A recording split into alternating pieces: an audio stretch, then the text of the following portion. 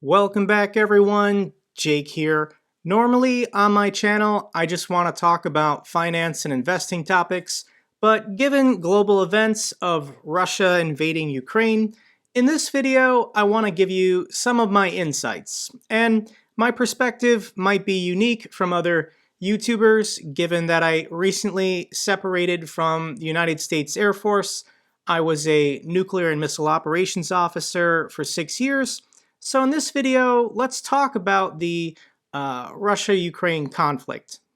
At the time I'm filming this video, it's Saturday, February 26th.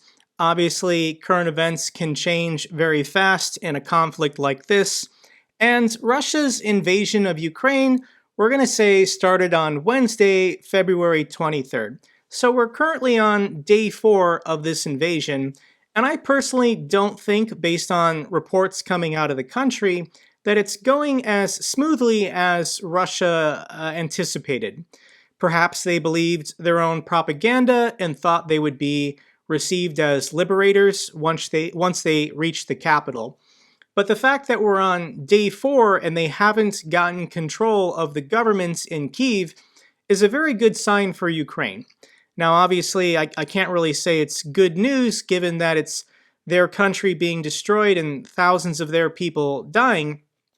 But every day that goes past and pictures and videos and stories come out of the country, it's going to draw in freedom fighters or potential insurgents or whatever you want to call them from other parts of the world. So there's lots of people who hate Russia for whatever reason.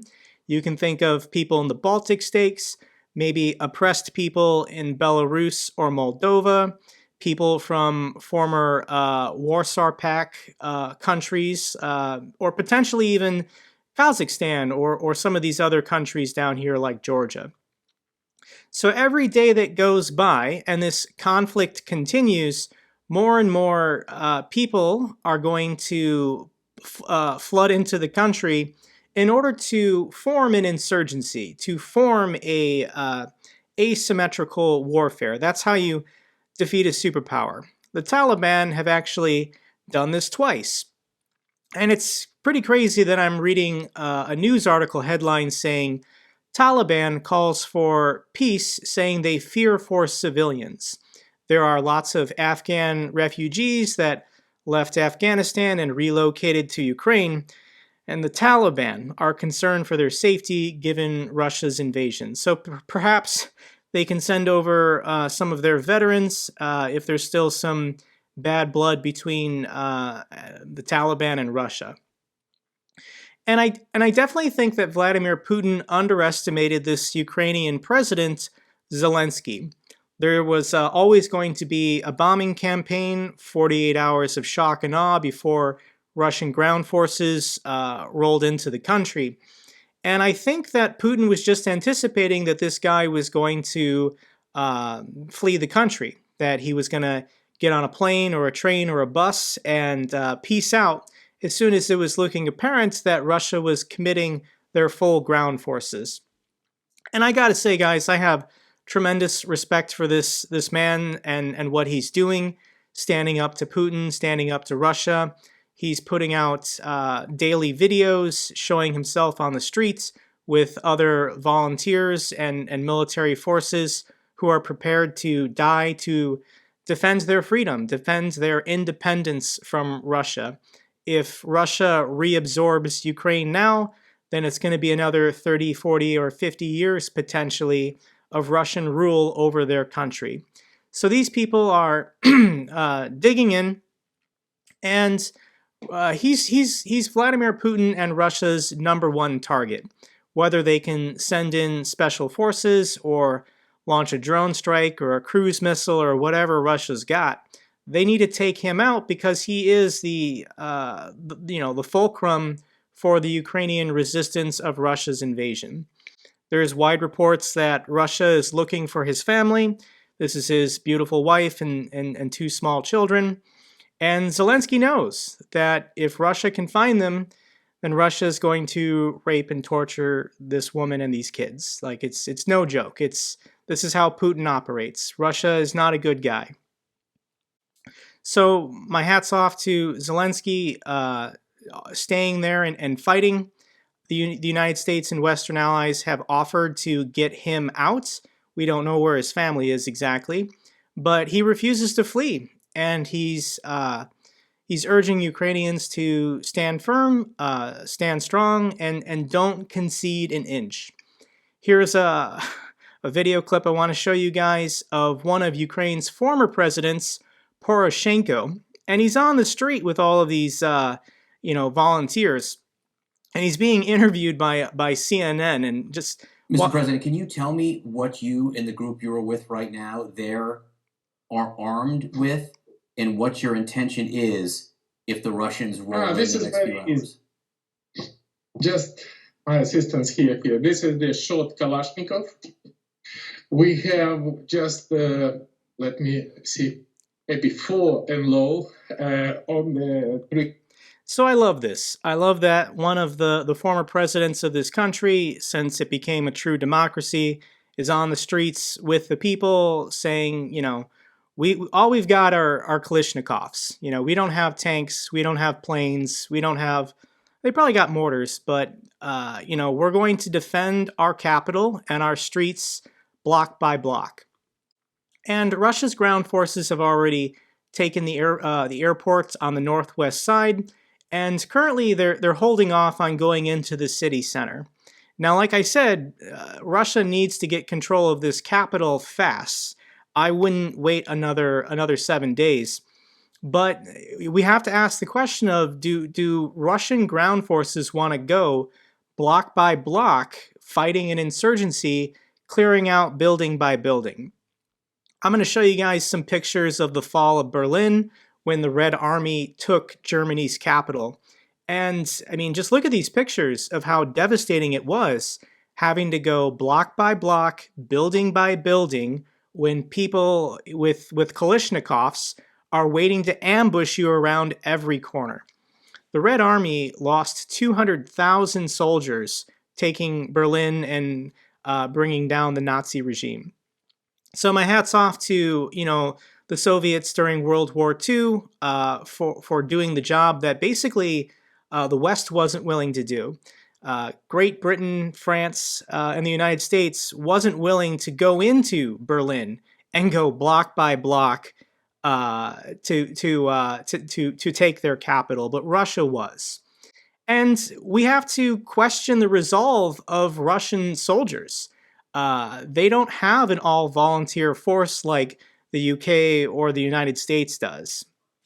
Everybody in the United States military is choosing to be there. Obviously, they're given good compensation and paid well, but they aren't conscripts. They aren't draftees. So the fact that Russia has mandatory military service of a 12-month contract, we have to ask the question, do these 20-something Russian kids who are being forced to invade this country, are they really willing to die for Putin on the streets of Kyiv, going block by block, fighting people who are just defending their home, defending their government, defending their freedom? I think the longer that Russia remains in Ukraine, more and more Russian soldiers are going to get reports from home, communications from their loved ones that they're the bad guys, they're the aggressors. The arguments that they have to go into Kyiv and topple this government because Zelensky is a Nazi. This is the propaganda that Russia is putting out, that President Zelensky is a Nazi guilty of ethnic genocide of the Russian population in the East. This is nonsense because Zelensky himself is from Eastern Ukraine. His native tongue is Russian. That's his first language. He's half Jewish. He had relatives who died in the Holocaust. His grandfather is a World War II veteran who fought the Nazis. So Russian propaganda, honestly, is kind of disappointing. I kind of would expect better from Russia. So let's go on RT News. This stands for Russia Today. This is Russian paid-for propaganda directly from the Kremlin. Lots of people in the comment section will say you can't trust Western media. It's full of lies. Russia isn't really that bad of a guy. Okay, so let's go through some articles on RT and just talk about how outlandish and absurd and embarrassing their propaganda is. The first one I want to show you is an article from February 15th, 2022, and it states, "The West has been destroyed without a shot fired." The Russian Foreign Ministry has announced February 15th, this was 10 days ago, as the day Western propaganda failed, because Russia was announcing that its troops are pulling back from the completion of military exercise near the border with Ukraine. Moscow has insisted that the predictions it could be just moments away from ordering a full-blown invasion have been proven false. So actually, I do need to give some credit for RT for not taking down and deleting their old propaganda articles. You can still find this article up on their website right now. But the build-up to this full-scale invasion is just comical. So this is an interview on Face the Nation from February 20th, not even 7 days ago. And this is the Russian ambassador talking to Western media that the West is full of lies and Russia is secretly not planning a full-scale invasion of Ukraine. Get right to it. President Biden says that President Putin has decided to invade Ukraine. Is he correct? There is no invasion and there is no such plans. It was fixed in Russian documents that we conveyed to our American friends in the State Department. Russia has publicly declared its readiness to continue the diplomatic efforts to resolve all outstanding issues. So this is a lie. Obviously, they had the entire invasion plan drafted up, ready to go, and some Russian general leaked it to the CIA, leaked it to Western military intelligence. So we knew exactly what they were planning, where the forces were coming from. And, you know, why? Why is the Russian ambassador even bothering to go on the news and to deny it, to lie about it? You know, who was dumb enough to believe this when they built up 160,000 troops on the border? So let's go through some of these headlines on RT News. I just think this is fun, guys. But fortunes of Russia's richest declined dramatically. The stock market crash wiped out $39 billion in collective net worth of Russia's wealthiest individuals in just 24 hours. $39 billion is one Mark Zuckerberg's worth of loss based on their recent quarterly earnings report. But yeah, the Russian stock market declined by a third. Obviously, all of these economic sanctions that we're putting on Russia are targeting the Russian oligarchs and their children. We can't get to Putin directly, but if we can put pressure on the wealthiest families in Russia to make them basically economic pariahs so they can't, jet around the world in luxury and comfort, then perhaps they can get through to Putin. They can call him up on the phone and say, call off the invasion, pull the troops home, what the hell are you doing? Russian troops seize Chernobyl nuclear power plants. If you guys haven't seen the HBO short series, Chernobyl, highly recommend it. One of the best miniseries I've ever seen, ever. And this obviously, so the Chernobyl nuclear power plant is on the Belarus-Ukrainian border. So this is one of the first things Russia had to do once they sent in their ground forces. They had to secure this defunct nuclear power plants, and this is the containment shield. If a mortar shell or a bomb or anything touches this, then radiation is going to start spewing out over the European continent again. So this is a huge security concern, and when Russia inevitably loses this war and has to pull out, they're going to have to be very careful transferring control back to the Ukrainian forces. But the staff of this nuclear power plant in charge of maintaining its containment are being held against their will. Russia captured the nuclear power plant and is forcing the people who work there to just stay there and maintain the security of the plant. But obviously there's reports coming out now that radiation levels are spiking because the proper containment measures are not being taken because there's a war going on. Next article is new German gas contracts with Russia inconceivable.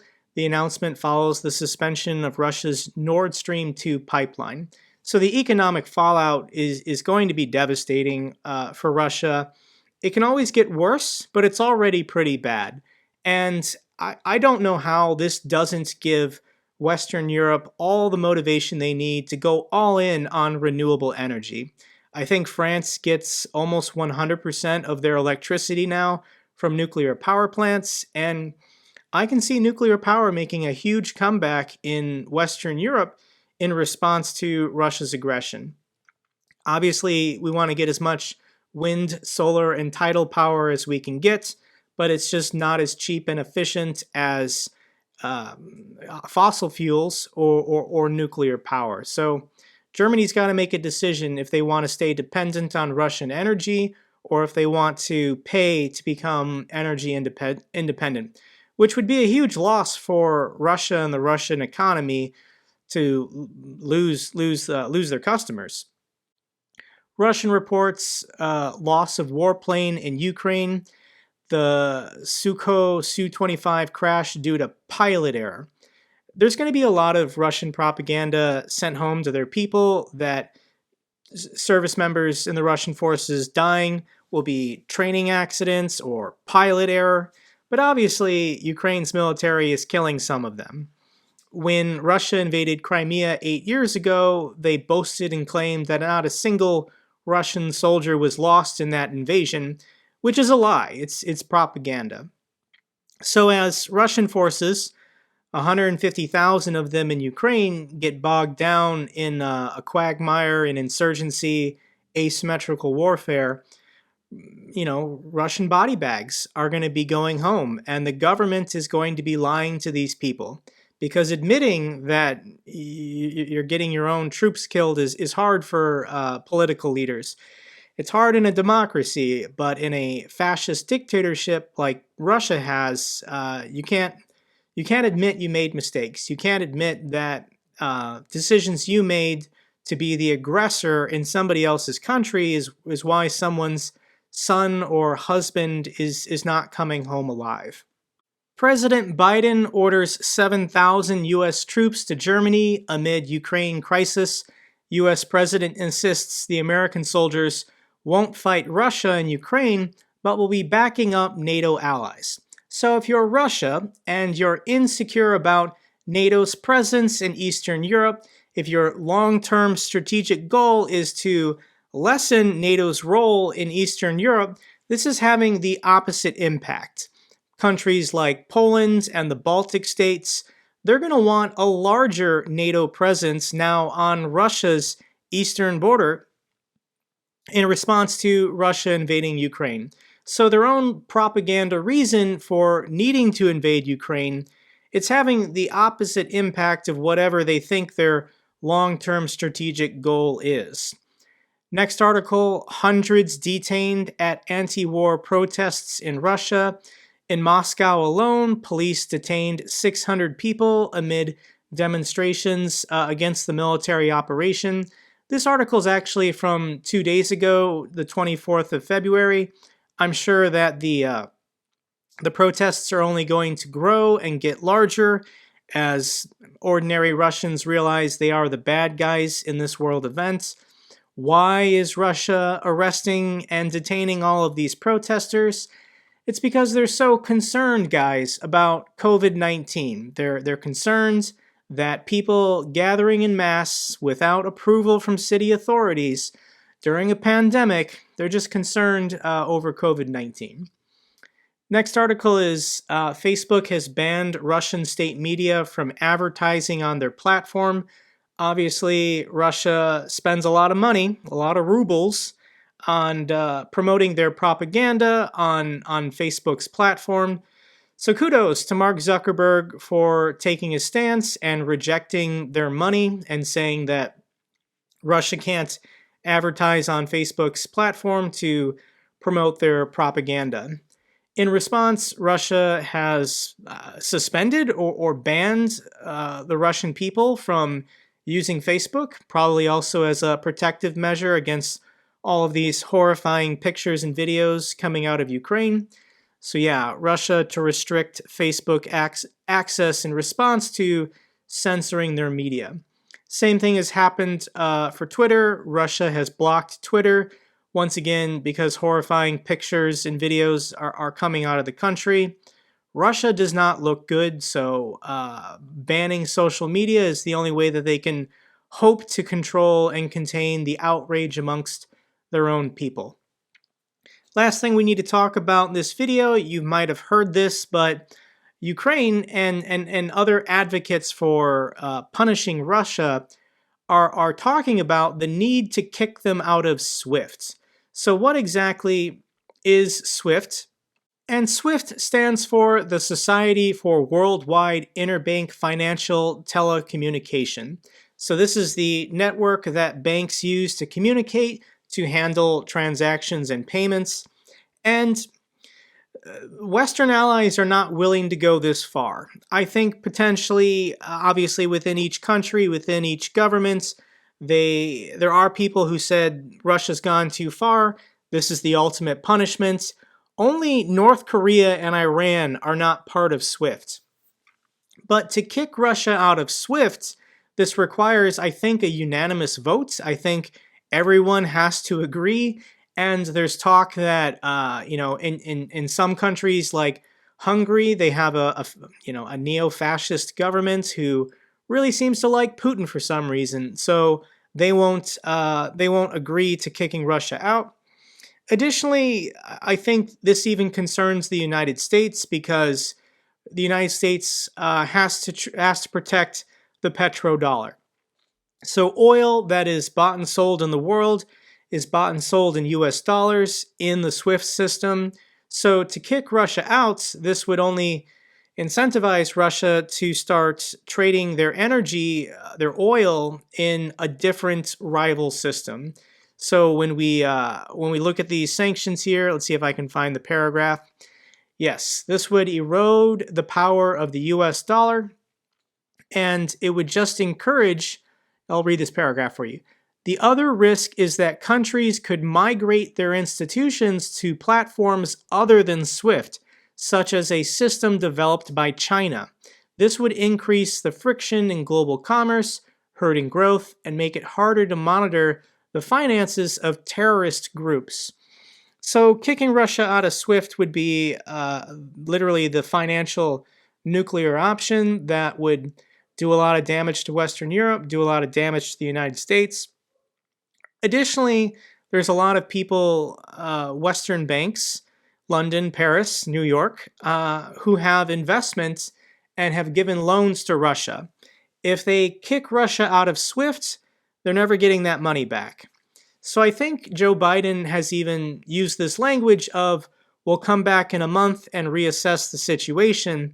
So in effect, they're giving all of these banks and financial institutions 30 days notice to call their loans or stop investing or take appropriate measures so that if Ukraine does turn into an insurgency, a protracted conflict, then yeah, 30 days from now, potentially Russia could be kicked out of SWIFT.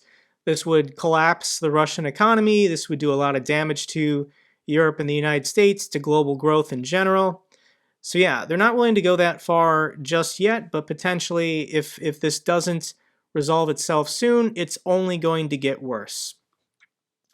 So these are some of the topics I wanted to discuss and share with you guys in this video. Obviously, this will continue to develop day by day with very significant events. This Ukrainian President Zelensky has stated, every time you talk to me, this might be the last time you see me alive. Russia is trying to get him, so I hope he stays safe. I hope Ukraine stays strong, and anything I can do on my end to help these people, that's my goal. Making this video. If you found this video informative, then consider sharing it. something that's free that anyone can do is to raise awareness and engage on social media. There is a battle currently being waged for public opinion, and the rest of the world definitely has Russian propaganda outnumbered. So if we can just overwhelm them and reach the Russian people, it's on them to apply pressure to their military leadership, their public servants, that this is not okay. At some point, it has to get up the chain of command and reach Vladimir Putin himself that he does not have the support of his own people. That's the only way that we can get Russia to withdraw from Ukraine and end this conflict peacefully. Until the next video, guys, take care.